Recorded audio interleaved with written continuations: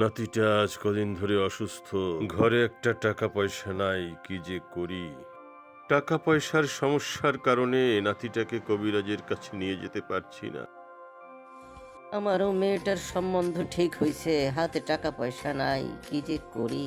তাহলে কি আমরা মল্লিক বাড়ির বড়বাবুর কাছে যাব? শুনেছি সে নাকি অনেকের অনেক সাহায্য করে থাকে। ব্যাপারটাই আমিও শুনছি, তবে লোকটা নাকি কি সব অবৈধ ব্যবসা করে।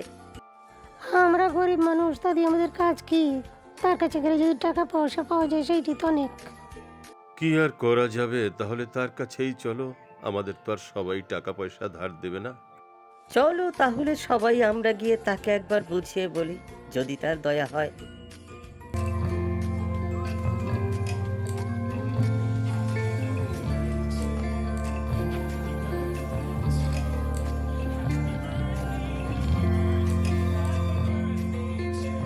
আমার নাতিটা খুব অসুস্থ বড়বাবু, আমার কিছু টাকার দরকার। বড়বাবু, আমার মেয়ের সম্বন্ধ ঠিক হয়ে গেছে, কিছু টাকা দরকার, জরুরি। দেখেছো তো টাকা কত বিপদে লাগে। তোমরা আমাকে বলো আমি নাকি খুব খারাপ। এখন তোমাদের টাকা দিলে কি আমার পুণ্য হবে না? নিশ্চয়ই পুণ্য হবে। তাই পাপ পুণ্যের গড় হিসেবে আমার পুণ্যই থাকবে। তাহলে বড়বাবু, আপনি কি আমাকে কিছু টাকা দিবেন? ঠিক আছে, সবাইকেই দেব, কিন্তু সময় মতো কিন্তু ফেরত দিতে হবে। আর তোমার নাতির চিকিৎসার টাকাটা আমাকে ফেরত দিতে হবে না, সেটা আমি এমনি দিলাম। বড়বাবু, বড়বাবু আপনি মহান। ঠিক আছে ঠিক আছে, চলুন ভেতরে চলুন, আমি সবাইকেই টাকা দিচ্ছি প্রয়োজন মতো। একটা কথা তো বুঝতে পারলাম না কাকা। কোন কথাটার কথা বলছিস, বল তো শুনি। ওই যে বলল পাপ পুণ্যের গড় হিসাবে তার পুণ্যই থাকবে। জানি না বাবা, কোনটা ঠিক আর কোনটা ভুল। কাকা, এভাবে গড় হিসেবে কি ধর্মের পথে পাপ পুণ্যের বিচার হয়? না বাবা, এভাবে পাপ পুণ্যের হিসেব হয় না।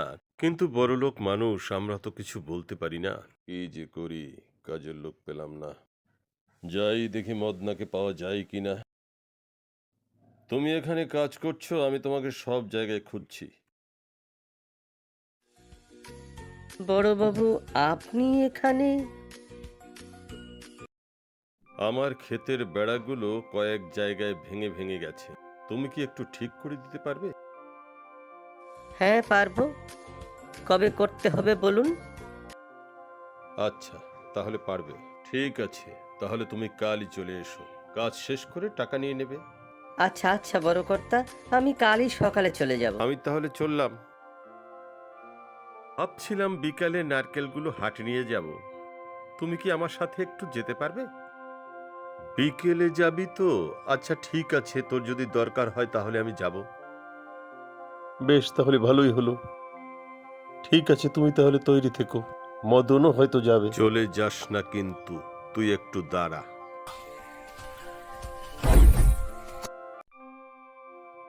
বড় কর্তা যে বাড়িতে কাজে যেতে বলছে, কাকাকে বলতে হবে। কাকা নিশ্চয়ই বাড়িতে আছে, সুপারি পারতে হবে। বিকেলে আবার একটু বাজারে যেতে হবে। কাকা, তুমি এখানেই আছো দেখছি, একটা কথা জানাতে এলাম।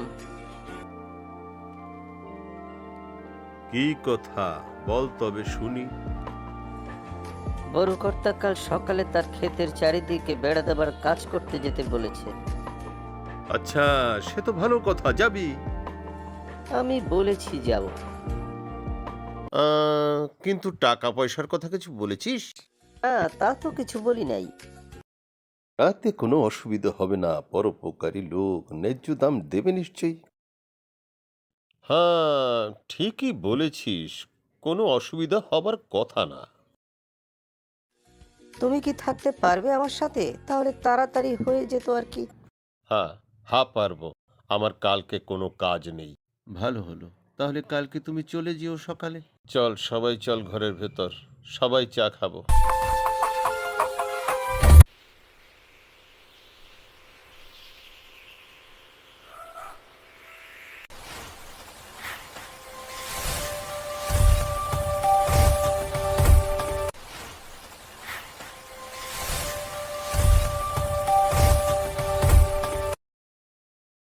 কাকা এলেই বেড়া বাঁধার কাজ আরম্ভ করে দেব।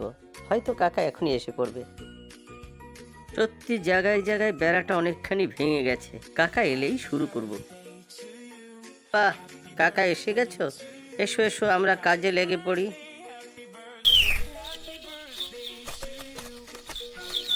এসো কাকা, আমরা কাজ শুরু করি।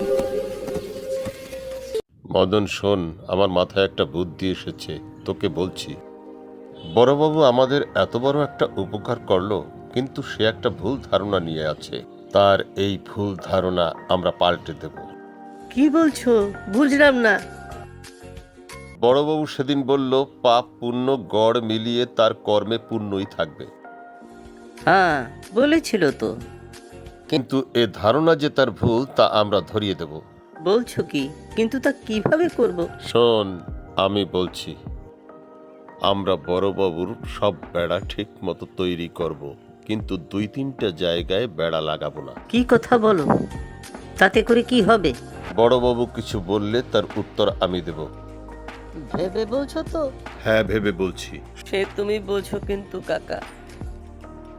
শুরু কর এখন। ঠিক আছে, চলো।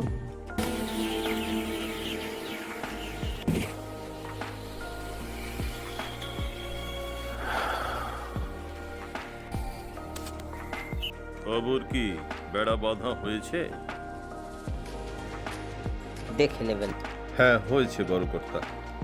আচ্ছা চলো, কেমন হলো দেখে আসি।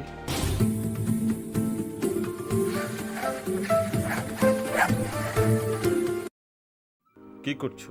আরে কি করছো? অনেক জায়গায় তো বেড়া দাওনি, গরু ঢুকে যাবে তো। ওখানে তো এক জায়গায় 3টে বেড়া রয়েছে, তাতে কি হয়েছে?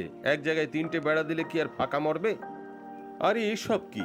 আপনি কি পাগল নাকি? ওখান থেকে তো গরু ছাগল সব ঢুকে যাবে। নেশা করেছো নাকি? কেন কর্তা, ওখানে ফাঁকা আছে তো কি হলো? এক জায়গায় তো 3টে বেড়া আছে। সাধারণ কথাটা বোঝো না কেন? তুমি কি বোকা নাকি? এক জায়গায় 3টি বেড়া থাকলে কি হবে?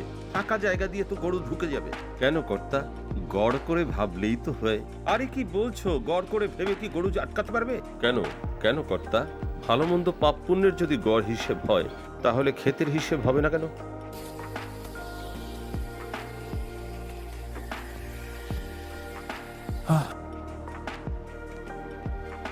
বুঝেছি, আমি আমার ভুল বুঝতে পেরেছি।